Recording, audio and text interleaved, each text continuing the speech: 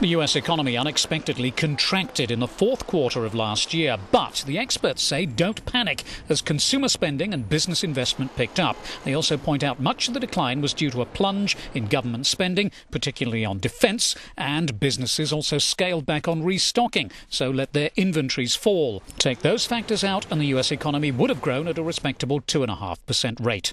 Gross domestic product declined at a 0.1% annual rate. By contrast, in the previous quarter, it grew by just over 3%.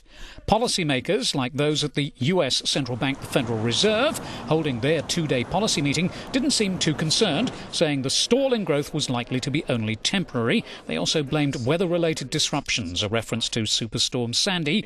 Fed Chairman Ben Bernanke and his colleagues left in place their $85 billion a month bond-buying stimulus plans. The improvement in consumer spending in the fourth quarter means that businesses will now have to replenish their stocks, which should help lift growth in the early part of this year. In addition, the jobs market seems to be improving. Private employers stepped up hiring in January, though still not to the level that the Federal Reserve has said is needed for it to end stimulus measures.